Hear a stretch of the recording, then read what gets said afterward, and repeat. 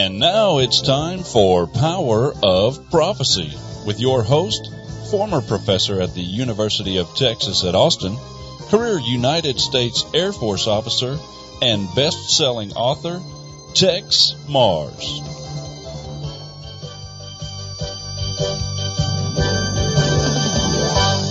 Hello, friends. Welcome to another edition of Power of Prophecy. Well, today we're going to be here with the climate boogeyman. The climate boogeyman. Well, he's not really. In fact, he's exposing the climate boogeyman. You know, everywhere you turn now, people are going to warn you about, well, climate change. They've got different names for it. I'm going to ask him some of them, but the greenhouse effect, global warming, and this has been going on for some years. I remember one time I went downtown. I took one to the doctor, and of course I had she had a problem with her leg, and she had a hip replacement. But I drove the car into the parking place there, and I got out of the driver's seat and went around to open up the door for her, and had to get a wheelchair for her. And while I was doing that, some homeless man came by, and he had made it his life work to be on the corner there. And everybody that stopped for any bit of time, he would warn them about the ozone layer. So there I was trying to help my poor wife, She couldn't even walk. I was getting a wheelchair and all that. It took me about 45 seconds. And this guy comes up to me and said, "Sir," and I could tell he was homeless the way he was dressed. I said, "Yes. Do you realize you're violating the ozone layer rule?" I didn't know there was any rule. Well, he says there's not an official rule, but there's an unofficial rule, and you're parking too long and running your motor, and that means it's going to get up in the atmosphere and the ozone hole. He gave me a whole lecture. He took longer on his lecture than I had done getting one out of the car. So I just looked at the guy. I said, "Hold it just a minute. Sir, shut up. You don't know what you're talking about. I love ozone. I love these ozone holes." Okay? And he looked at me like I was absolutely crazy. And I told him, I love these ozone holes. And so he walked back to the corner there and just sort of like he was defeated. But these people are everywhere. They're crazy. And they really believe the world is going to end anytime. They're all Chicken Littles. The world is going to end because of this climate change nonsense. Of course, the Bible says totally different. And in the book of Ecclesiastes, it basically says that everything is going to continue as it is now, with all the seasons and so forth, until the end comes and Shiloh returns. Who is Shiloh? Well, that's another title of Jesus Christ. We know that, so we don't worry about these things, not at all. It doesn't mean we want to pollute and dirty the earth, but we never have one. In fact, Christians are the best people for the earth and the world. We like to keep our yard done and all. In any case, there are these people out there that are absolutely wacko and nuts. And I don't think they've got a Christian perspective at all. And so they're worried about the earth and this climate change. Well, I've got a gentleman today, Mike King. And listen, if you're a new age climate change person, you'll want to listen in. I think you're going to be crying a lot.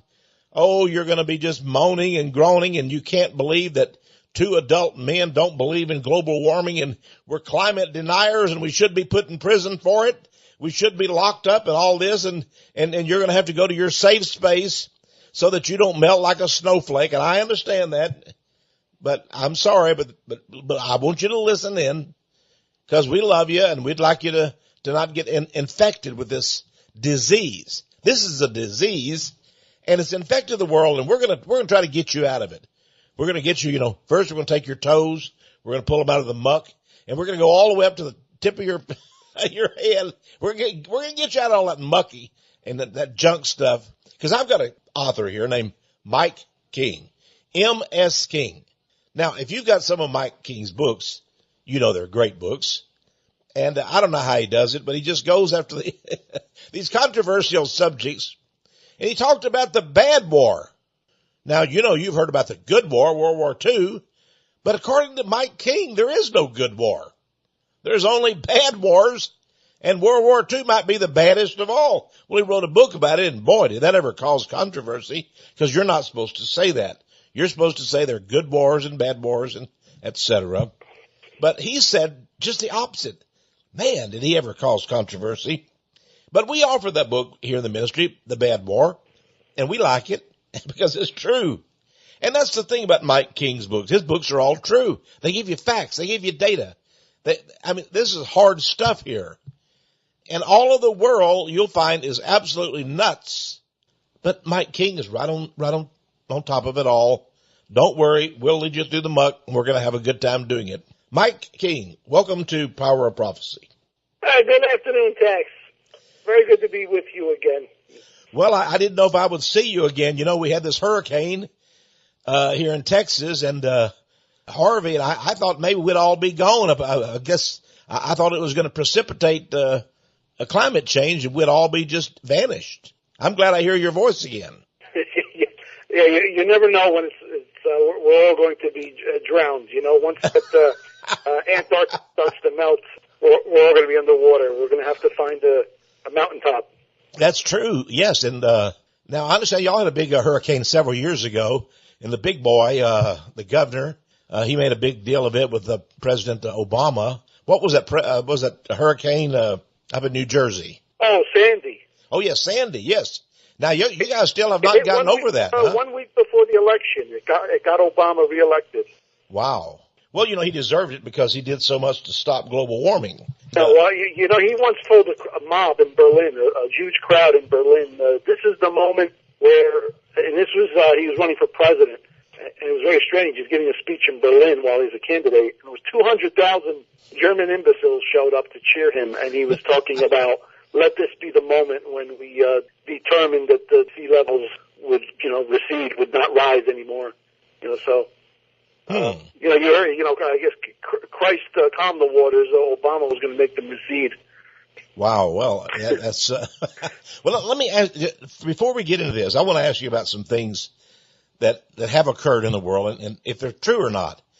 For example, the ozone layer. I understand. Remember, Al Gore kept talking about that hole, the ozone layer, the hole in the ozone was growing and growing, and it was going to bring in all these cancer rays. Is that true? Because they never want to talk about that anymore. Well, it's interesting, and I raised this issue in my book. You go back 20, 25 years, the hole in the ozone layer was the big crisis, and we were getting hit with that every day. That was even more hyped up than global warming. And another big one was acid rain. Acid rain. Well, I remember that. They said all the forests would soon be gone. That's right. They were huge. So they were hitting us with acid rain, global warming, hole in the ozone layer. Then it all stopped, and they went hard with just the global warming. And what I believe they did, Tex, is the planners realized, if we throw too many things out there, it's just too much out there.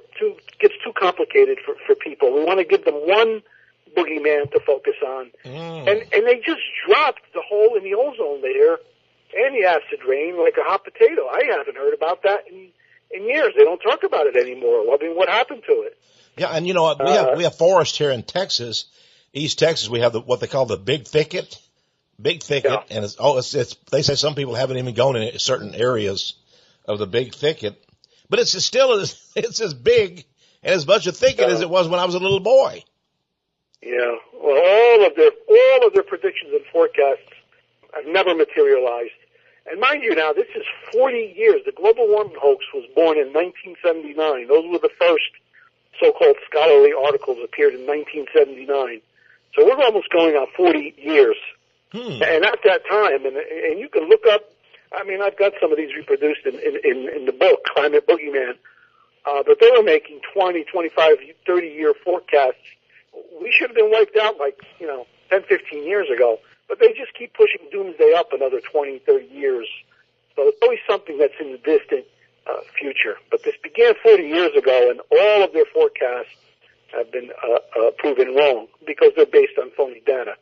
So these scientists, so-called, I mean, like Bill Nye, he's acknowledged one of the greatest scientists in the world. It's Bill Nye, right? I've seen him on TV, and that tall skin. Isn't he one of the greatest scientists in the world? Well, he might be a pretty good high school science teacher, but as far, they pump him up. He's never invented anything. He's never conducted any experiments. It's just amazing. There's some really tremendous men of science and invention out there who just toil in obscurity, and nobody knows about them except maybe their immediate peers. But they take these clowns and they puff them up as the great voices of science. Neil deGrasse Tyson is another one. I mean, he's a nobody. Yeah. Well, Al Gore, I don't remember any science that he has. I doubt if he's even taken a science course in high school. But they're just glorified high school science teachers who've been puffed up by the establishment and the media, and they play their role. And they spread this disinformation. And this is all throughout academia.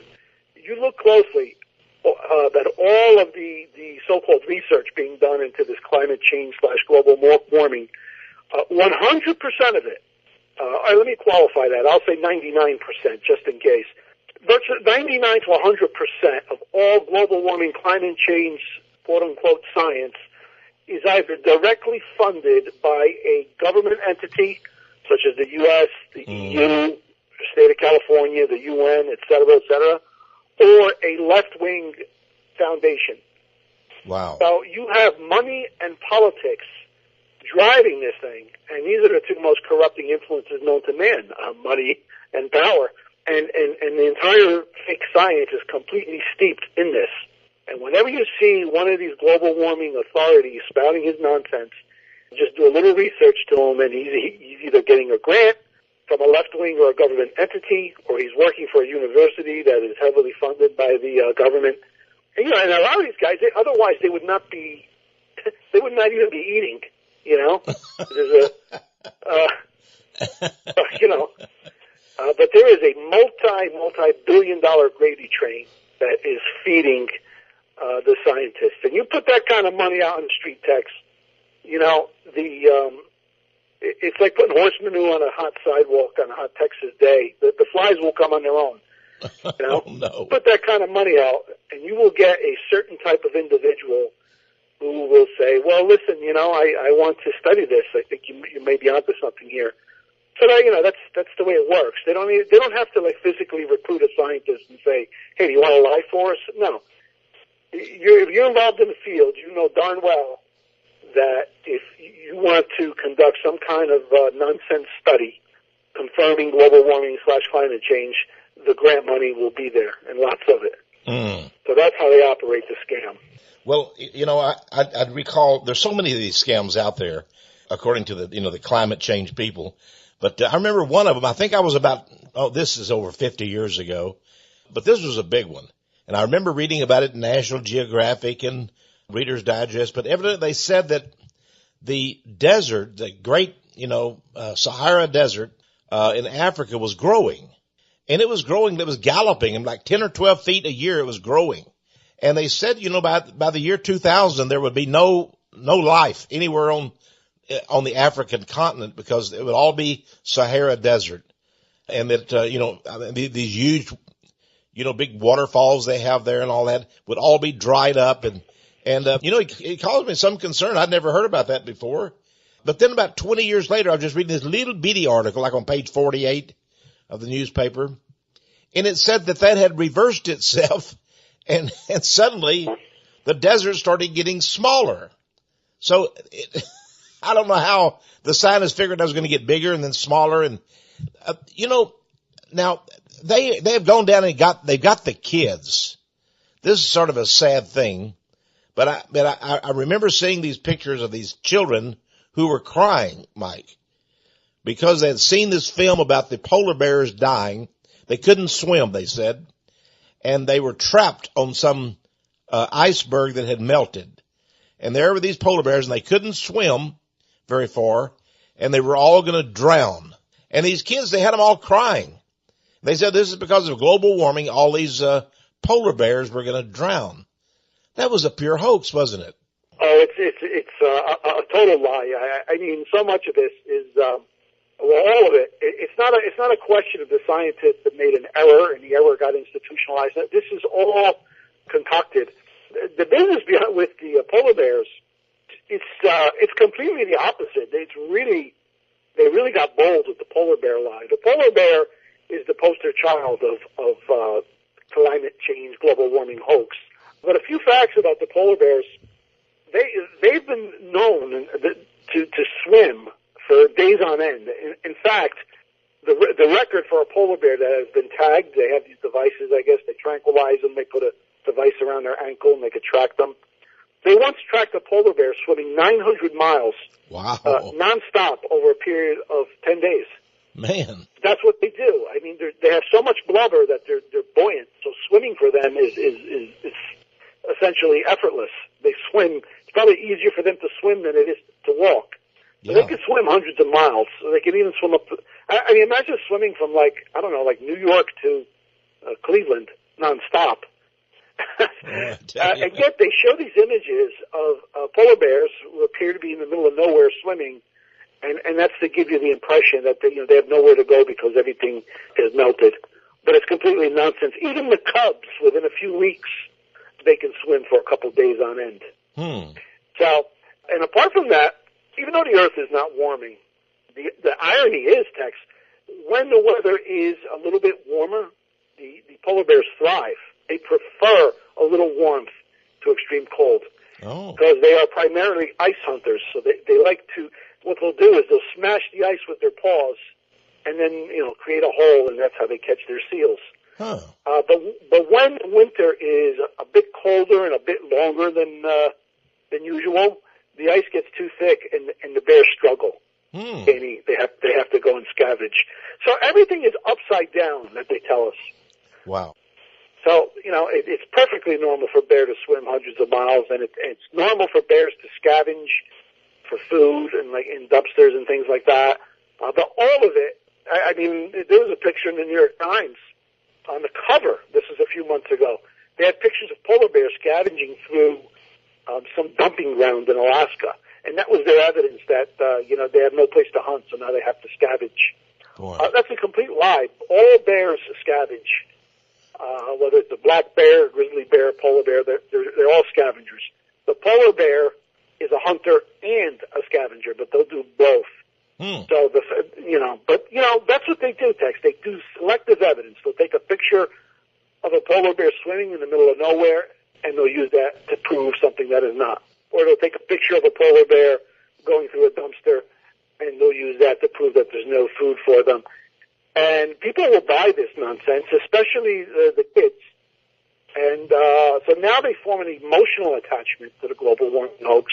And, well, you know what that means, because now when you present them with evidence, they really feel threatened by that because they made their emotional attachment to the polar bear. So it's really evil, manipulative stuff that they're doing to the children.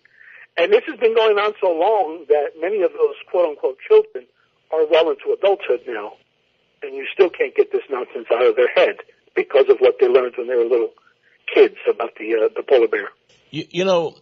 Mike, there's so much of this stuff. Now, I'd like to know where all this got started. What was there? A conspiracy? People laugh about a smoke-filled room of the elite with the cigars and so forth. They're plotting out some conspiracy against we the people. But that really is true. That really does happen. But it seems that there's more to it than that. I'm wondering how this stuff gets started, because there was no environmental movement as such. There was no climate change movement back in the 70s. And then it just seemed like somebody turned on a light switch. Right. Yeah, well, that's always an indication of something conspiratorial afoot, when you see something come out of nowhere as if someone flicked the switch. And although this business about the New World Order and the One World Government movement, I mean, really this dates back to French Revolution days. the environmentalist component of it really kicked into high gear, and I start this right at the very beginning of the book. 1970 was the first annual Earth Day, and all the newspapers and magazines and Walter Cronkite, they did a big special. They really pushed it hard in 1970. This was the first Earth Day. And all the hippies, they latched onto it. There were massive demonstrations across the country. Many of the organizers were known communists. So this was like the beginning days of the environmentalist movement. And they really hadn't really focused on any issues yet. It was just this generalistic, there's this pollution and it's doing harm, and just to be aware of it. It's not until the late 1970s that the global warming hoax was hatched. However, as I point out in my book, during the 70s, they were going to go a different route with this. There was an ice age scare, which I'm sure you remember. Mm-hmm. Anybody who's probably over 45 or 50 will remember the 1970s. It wasn't like the mania of today with global warming, but it was. It went on. It was. People were aware of it. There was an ice age scare, and there were I remember there were pocket books at the bookstore and such, warning about ice age, and we were going to have another big ice age. It was pretty big at that time. And some of the so-called scientists were linking it to CO2. Can you believe it? So, and now here's the thing: the 70s were cold, particularly in the United States and Northern Europe. It was colder than normal. There were a lot of snowfalls. And it was just one of those things, weather goes through cycles. So it was a colder than normal period. But then it began to pass. And I believe, Tex, that they abandoned the ice age scare in favor of the global warming scare, because I think it's harder to lie about a coming ice age. Because when you have an ice age and it starts to advance year by year, you can literally see the glacier line moving southward year by year. All of a sudden there'll be towns that have some snow on the ground all year round. That never happened before, and it just goes a few miles south every year. It's a little difficult to pull that off. And then what happened is at the end of the 70s, we didn't start warming up. We just went back to kind of where we were in the 60s. The 70s was just an aberration. And so on a dime, they switched from ice age scare to global warming scare. And one of the founding fathers of the global warming hoax, a scientist, so-called scientist named Stephen Snyder. He's a big guru of Al Gore. He died a few years ago. But this is one of the big names of global warming. In 1978, he was an ice ager. And there's actually a YouTube video. It shows him appearing on an old show called In Search of with Leonard Nimoy. This is 1978. And they had him on there as one of the experts and the authorities, and he's confirming that we are entering an ice age. This is 78. 79, I've got him quoted in the Washington Post. He's talking about, 20, 30 years from now, we're going to be launching boats off the steps of Capitol Hill in Washington from the rising sea levels. I mean, so he just made a complete and total about face. So again, that is an indication that, they're still trying to decide which way they were going to go with the CO2 hoax. Were they going to push an ice age or global warming? And they went with global warming because that's probably much easier to pull off, because you could talk vaguely in generalities, whereas with an ice age you have to show an advancing glacier line, which did not exist. But that's how quick you talked earlier about how they flick switches. They went from ice age to global warming within a year's time. Well, I remember the report from Iron Mountain. You remember that, Mike? Yeah. The report from Iron Mountain. They published this book, and supposedly it was a real book. It was a real report about these so-called experts. And I do believe it because I can't remember the names exactly, but one of them in particular was a member of the John F. Kennedy administration. He said it was true. He had been a member of it. But they decided to meet and decide. They said that the earth is always progressed from age to age based on war, people fighting wars. And if they got rid of the wars, what would people do? They needed some kind of an activity, and the people would have to, it would be a huge activity that everyone would get involved in, everyone would be concerned about. They, named a number of different activities. This was supposedly a government project. And they named different projects. One of them was the environmental movement, of course. Another was the space program and so forth. But the environmental program, the interesting thing was I understood that John F. Kennedy had already been approached. And he said no to the environmental movement because he believed in industry. He believed in the economy. He believed that people needed jobs. And he saw that the environmental movement was a big hoax. Of course, nobody talks about that anymore. But he evidently saw the flaws in their the chinks in their armor right away. But it took LBJ to really bring this thing into motion, didn't it? Yeah. Well, it him. was incremental. I mean, when the first Earth Day began in 1970, we did not have an EPA. But what Earth Day did is it kind of created enough pressure that Nixon went along with establishing the EPA in 1970. And it was originally small and limited in terms of its power. Now it's a massive dictatorial agency. Yeah, Nixon really shafted everybody, didn't he? Gave us the EPA and gave us all this junk. Yeah, I mean, a lot of it was forced on him. There's other political forces at work. I mean, Nixon was just, I don't know, kind of individual who, I mean, he had certain beliefs and convictions, but at the same time, he could be rolled because he was also very political. Yeah. So, yeah, he should have never given us the EPA. He should have known better that, even though it wasn't that big of a deal when it was established, when you take a historical view of these things, every monster starts out as an embryo, That's right. So, it took a while for the EPA to get to the point where it is today, and they could unilaterally declare CO2 to be a pollutant, which is the most ludicrous. I mean, that's like saying oxygen is a pollutant, Mm-hmm. CO2 is plant food. It's good for the environment. Plants love it. The plants absorb the CO2 and they give us oxygen. So, but that's the point that we've arrived at. This agency can just ban CO2. And fortunately, one of the good things that Trump has done in the months that he's been in office is that they're putting curbs on this nonsense. And the EPA now, the director of the EPA, Pruitt, the New York Times, they hate him because he's a, quote, climate change denier. But that's actually a good sign. Yeah, it seems that Trump is really doing some great things here, and I can understand why they just hate the man, because he's... Yeah, well, two things mainly, Texe, and this explains all the hatred. Mm-hmm. One is he wants to have good relations with Russia, and he refuses to continue going down this road towards confrontation. So Russia is one, and then secondly, it's this global warming nonsense that he doesn't buy into. Both of those are major agenda items. I know you have a book for sale, one of my books that you sell, The War Against Putin, which we talked about last year. And then there's this global warming business. So Trump is good on both of those issues, and you understand that. You understand the hatred being leveled against him.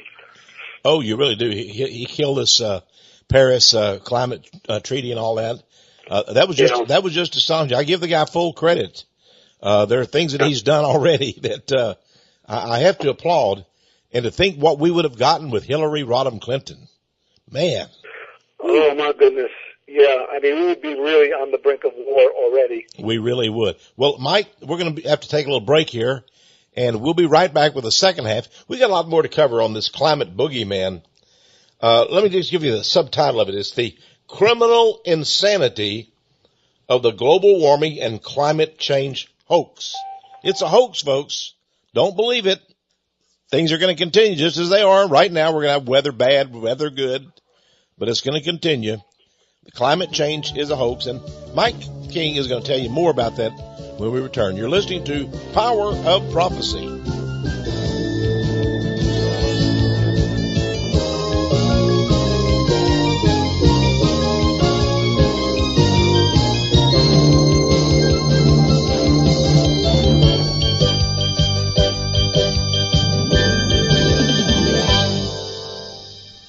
Well, this Texe Marrs again.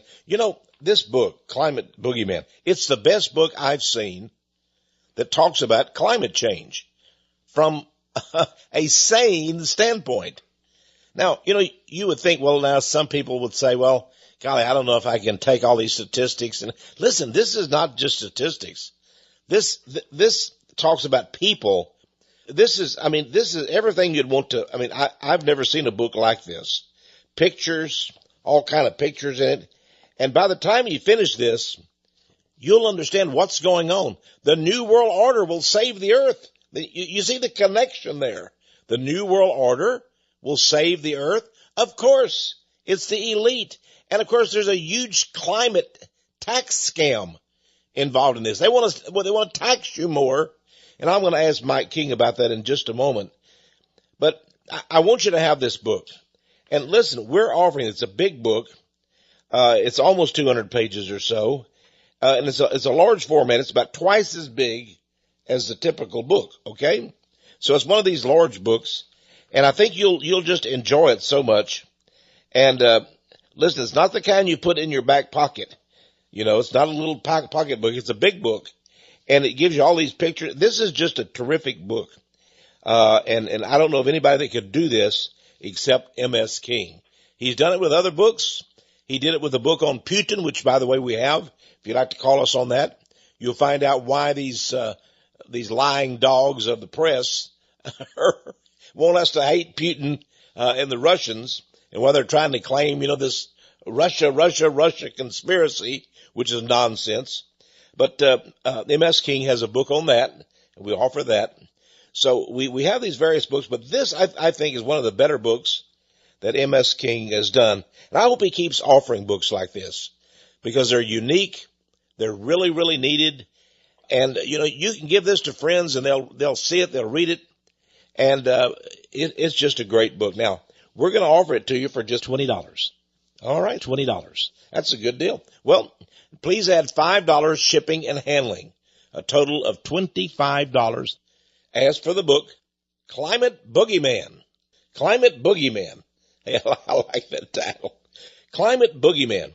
And we'll send it right to you. We have a number of copies here, and I'm sure Mr. King can get us some more if we need it, because this book is going to really, really sell. And now, if you want to order it from our website, powerofprophecy.com, you can go there and get it.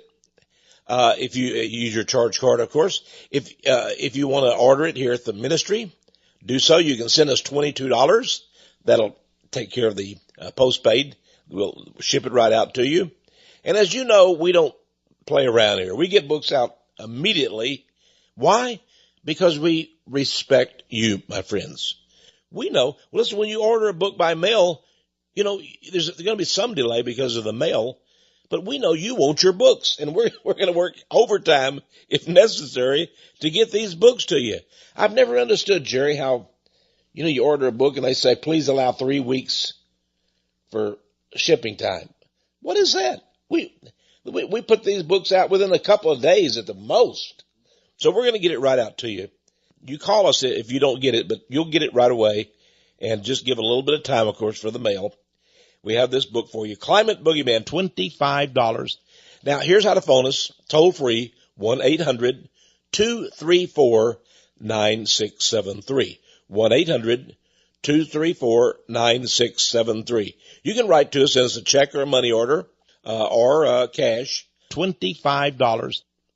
Please know now that when you order anything from us, we give you another 6 months subscription to our Power of Prophecy newsletter. Absolutely free.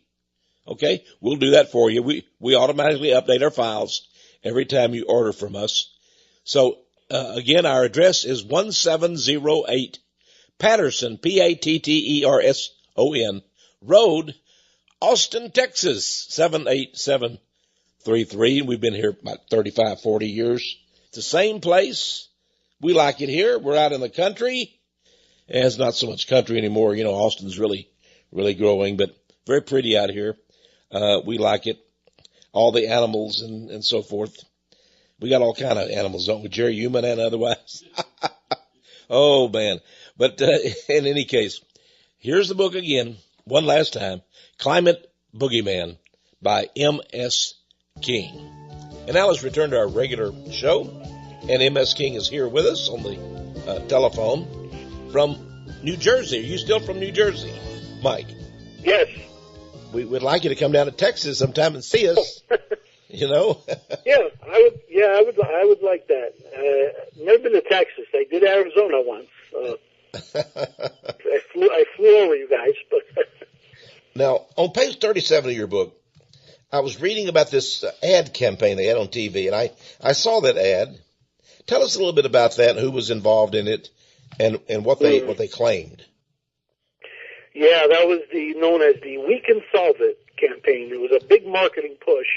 This was 2008. So the global warming scam at this time is about 30 years old. And of course the entire left wing, all the communists and liberals, progressive Democrats, they were on it from the very beginning.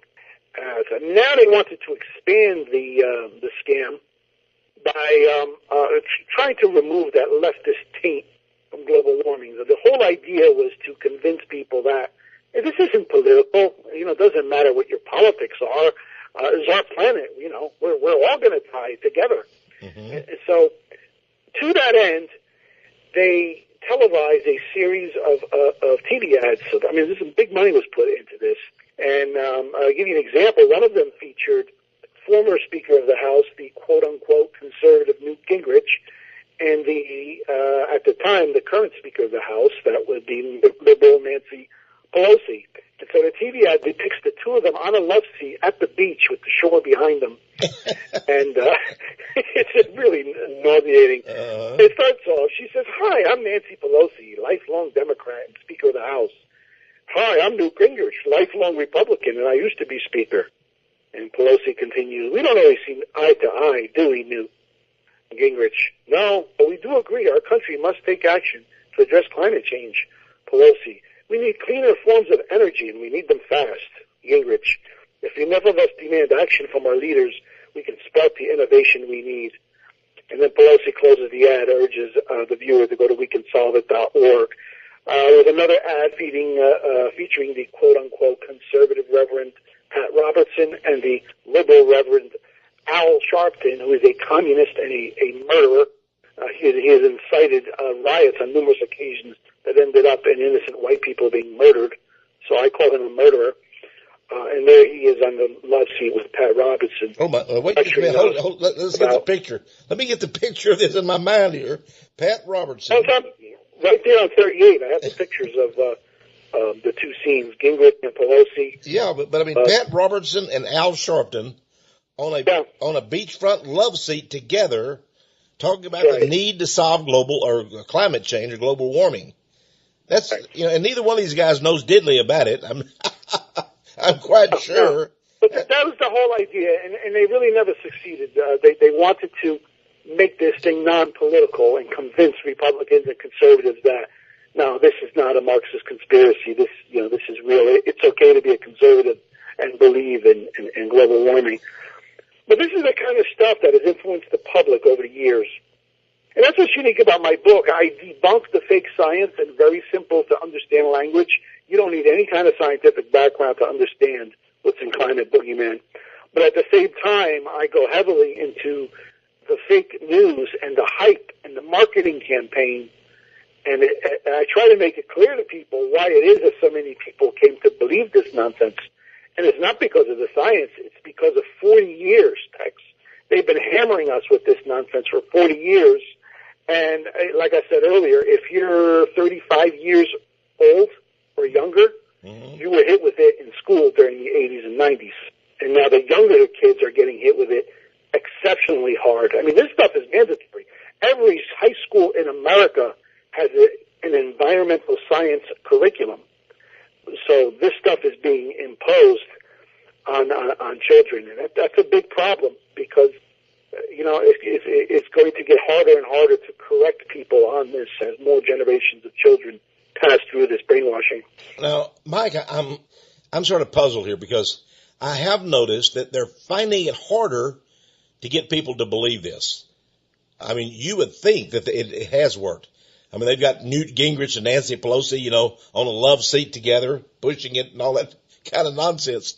But evidently, just lately, the last few years, this whole thing is dissolving. Right, they're embarrassed over it, but it's failing. Your book is really going to help this, I'm sure. But well, it is. They are having a hard time. In spite of it all, they're still having a hard time selling it. Which I guess we have maybe. I suppose we have to thank the internet for that, because so much truth has gotten out there that it's harder and harder for the global conspiracy to get away with what they used to be able to get away with. So, there is hope in that respect. My concern is what they're doing to the children. You see already on the college campuses today, just how lost mentally and morally these little social justice warriors are. So, we haven't won yet. We've been able to delay them a bit, with this thing, and hopefully, under Trump, we can kill this global warming hoax altogether. Well, I noticed that easy. Yeah. It seems like I know I can only compare this to the Holocaust movement, where they claim there was a Holocaust. And the point is, it doesn't, the Holocaust is over now. We don't have a Holocaust anymore if we ever had one. But then they started saying if you deny there was ever a Holocaust or deny the numbers involved, then, you're a Holocaust denier, and you need to be put in prison. You can't have free speech. And that's what they're saying now about climate change. If you deny any part of it, if you deny that the earth is going to be, we're going to lose the whole planet, or that all the cities on the beaches are going to be totally washed out, and all the polar bears are going to be dead, et cetera, et cetera. If you deny any of that, then you're a denier, and you need to be, first of all, they don't want you to speak. You don't have free speech. And second, they want to put you in prison right away, convict you as a climate change denier. Now, they're actually doing this on the Holocaust, and there are hundreds of people across this planet that are in prison because they denied some aspect of the Holocaust. Maybe they denied that it was 6 million, or denied that it was mainly Jews. I don't know what they, but something they denied. And so they're in prison now for denying it for free speech. Now, they want to push this in America. Free speech is really, your book. I'm sure there's some professors at universities that say, oh my goodness, this M.S. King needs to be put in prison. He's got a book called Climate Boogeyman. It's denying climate change. You can't do that. There's a number of professors that are on the record saying that they would support this legislation, and Bill Nye has said so. Bill Nye has made the case that somebody's climate denial poses a direct threat to his life, because if this problem is not fixed, so he's using that's his whole argument that, you can't use free speech to physically hurt somebody or incite violence or, yell fire in a crowded theater. He's trying to equate that with this. They would like to outlaw climate change denial. It hasn't happened anywhere yet.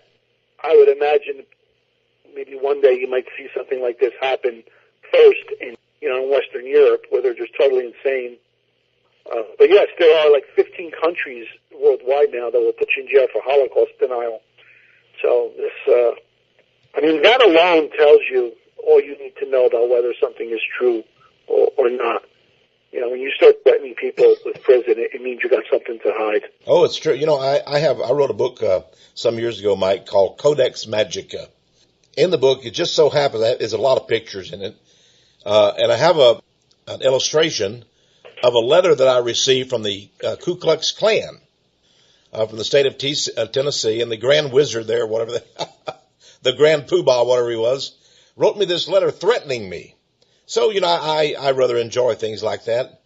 But he threatened me because I had this Jewish guy on my radio program. And he said he was going to come get me. I was vermin, I was trash. And I dared to have this Jew on my program. And the Ku Klux Klan had my name, and they were going to come get me. So I put it in my book. I saw it, as insane, and I put it in my book.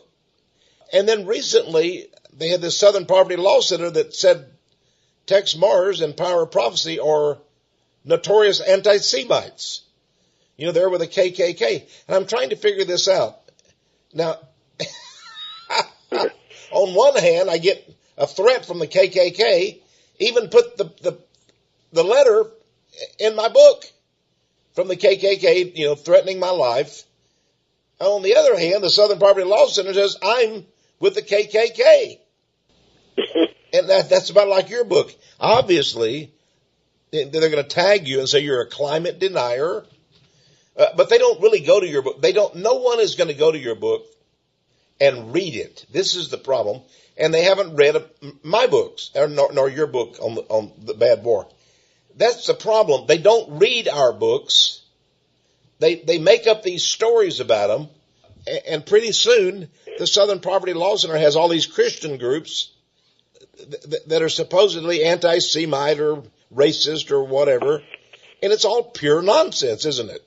Yeah, it's, you know, nobody has checked into their background, but that's a communist front organization. And here you have major newspapers referring to them as an authority source. So it just shows you how deep this problem is. You know, I mean, the radical leftist groups out there, the Southern Poverty Group and the Antifa, that's just one end of the pincer movement. On the other end, you have the respectable liberals who work hand in hand with them. So but that's what keep them going. They're protected by the major media. You know, they don't refer to them as left-wing terror groups. They refer to them as counter-demonstrators or anti-racists. You know. Yeah. Well, I want to see where all this is going. We have Donald Trump. He canceled the Paris Environmental Treaty, and you mentioned Mr. Pruitt, who is now in charge of our Environmental Protection Agency. He's doing a good job. Then the guy at the Interior Department seems like he's doing a good job too. Yeah. But you know, Donald Trump is only in office for 4 years. Can these people like Donald Trump, like you and me, can we hold these monsters back? I mean, these people are monsters. And they've got all this money, these billions of dollars, all of these gigantic left-wing organizations and the United Nations and so forth, as well as the political parties, Democrats and Republicans. How long can we hold them back? Can we start a permanent movement, or are we just doomed to somehow be caved in the future? What do you think? Yeah, well, you know, if you look at the struggle historically, there have been times in our history where, if I can make an analogy to removing weeds, where we've pulled the weeds but we didn't get the root, and it came back stronger than ever. I mean, we had a run in the 1920s of constitutional conservatives, America First presidents. The election of 1924, both the Democrat and the Republican were both America Firsters. Wow. The globalists had to run somebody third party just to get like a few votes. So, you know, I'm sure back then people must have thought, wow, we finally defeated them. We didn't join the League of Nations, and the Republican Party controls everything, and they're solid conservatives, and we've abandoned Woodrow Wilson and his legacy. But no, they were still there. They were not uprooted. You know, it's like a vampire. You have to, Count Dracula, you have to put the stake through his heart or he'll be back. Right. So, you know, although I applaud, you know, Trump pulling this out of the Paris Climate Accords and what EPA Chief Pruitt is doing, you know, this is great. But yeah, we definitely need to realize this problem is everywhere and it persists. The roots are not touched. They run very deep and very wide underneath the ground. So, you know, ultimately, really radical has to happen if we're going to ever save ourselves from these monsters. So we just have to continue. It's a never-ending fight, isn't it? For let's just say for God, for truth, for justice. It's a never-ending fight that we've got to campaign against these people, because it seems that they, you know, Satan has these people, they're like on drugs or something. Yeah. You know, they're insane. Like you gave your book a great subtitle, The Criminal Insanity of This Hoax. These people are, you know, I noticed as the minute that Trump was elected, many of these people came out of the woodwork, and there were just thousands of these people, the criminally insane. They came out, and I thought, wow, I'm glad they did. I had no idea that many of them were out there. But it seems like, you know, somebody turned on the motor, and they're everywhere. So Yeah. we're fighting these guys, trying to do what's right, of course, trying to tell the truth, and that's the real key. Isn't it a truth effort that you're involved in here? Yeah. I mean, it's the age-old struggle. You know, I guess it's a curse that will always afflict mankind, good versus evil, and I mean that's just what it comes down to. And you know, we're at a particular moment in our history where the bad guys really are in the driver's seat. You know, there's some avenues of hope. You know, I look to Russia and you know what they're doing in resisting this new world order. You know, and hopefully this movement we have in this country with Trump can develop into something bigger. But like you said, you know, he's all alone out there, you know, and he's not perfect himself. But that's all we can do is that's what I just try to do is open people's eyes as best as I can. Well, Mike, I this think is its core. It's an information war. I think it's astonishing. But you know, forget about for a moment the really bad people and the crazy people. We can't do anything about them. But if we could just win the decent folks who have just been given bad information, yes, okay, then that's what I'm aiming at. You're never going to convince a criminally insane Marxist, you know, that what I'm saying is true. Their minds and their souls are gone. But there's still many, many millions of people. They just have never come across the right information. That's right. And I'll tell you something too. You know, we have a Christian ministry here, and we fight this in the Christian field too. I mean, I notice here on page 43 of your book, you have a section on the Catholic Pope who's jumped on the climate change bandwagon, and you have quite a bit of information on that. But when poor Catholics out there, they want to do good, I'm sure. I know they have a lot of false teachings, but nevertheless, they have a leader in this Catholic Pope who is a Marxist, who's a Freemason, and a Jesuit, everything you can imagine. Yeah. But he's for a new world order, and of course he's pushing the climate change and the earth and all this. So it's very tough when you go to church and you hear the same junk. You go to school, you go to the university, and it's reinforced throughout life, isn't it? All this junk. Yeah. I remember the Southern Baptist Convention. There was a guy named Richard Land, Dr. Richard Land, one of the top officials in the convention. Of course, 15 million strong, and he gave a talk. I heard it at the Southern Baptist Convention. About 13,000 messengers there. And he said that the Great Commission is misunderstood. The Great Commission involves the saving not only of human souls, but the saving of our planet. And I thought, oh my, that was in the Baptists, boy, they stood up and applauded the guy. Oh yes, that's the Great Commission is the saving not only of human souls, but of our planet.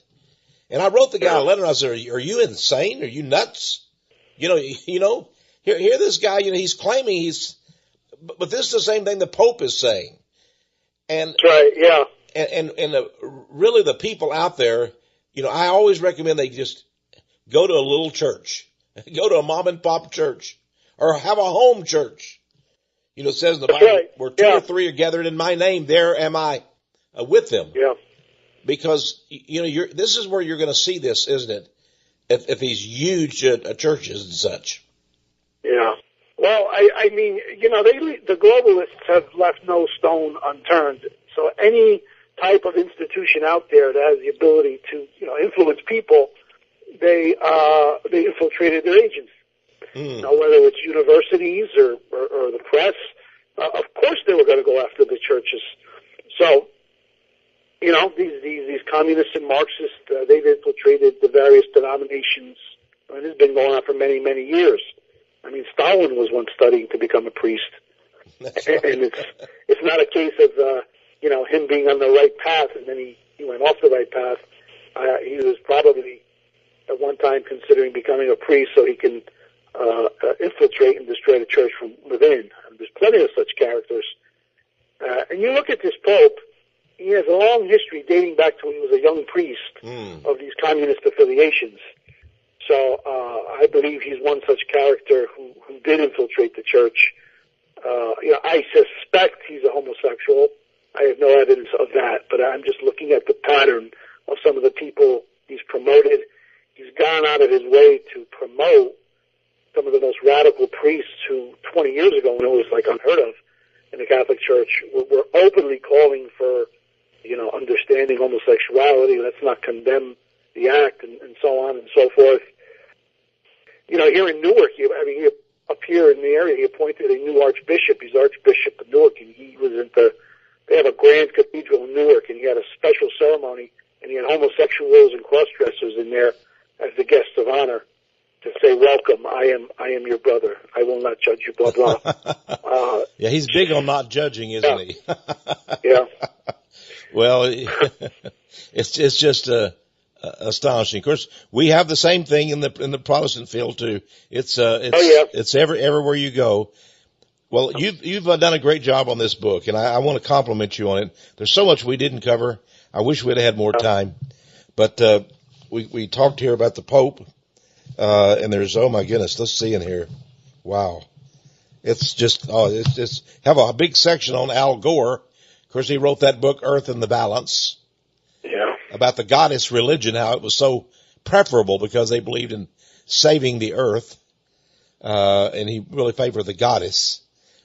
When we went after him for that, the Baptists and all just really, they just, man, they scarred us, you know, trying to stop us, because Brother Al Gore was a Baptist, you know. Yeah. He was a good Southern Baptist boy. Well, I tell you, we're at a time where we have to really stay close to God and know that there is a truth out there. And your book covers one aspect of it, Mike. So I want to. It sure does. And you know, we didn't get a chance to talk about it, but in the final chapter, I really get into the motive. Oh yes, that's right. The psychological. You covered Bernays and all those people. And I think the book is just a great book, and I highly recommend it to all of our people. And I want to thank you. It's a great introduction to the globalist one world order conspiracy at the same time. That's right. That's right. That you can understand. This is only one aspect, but right now this is an aspect that they are really gaining. So you can understand the whole New World Order conspiracy with your book. Thank you so much for being on Power Prophecy today. Jack, it's always a pleasure. Okay. Bye-bye. Well, folks, that was Mike King, good friend of the ministry here and a great writer, just a super intelligent. Listen, we're going to keep offering his books. They're so important. And we want you to have this book, again, for just $22. That includes postage, shipping, and handling, and so forth. And we'll send it right out to you. Our address, of course, 1708 Patterson Road, Austin, Texas, 78733. And you can phone us toll free, 1-800-234-9673. I'm Texe Marrs, and I invite you to tune in each week during the same time and discover the power of prophecy.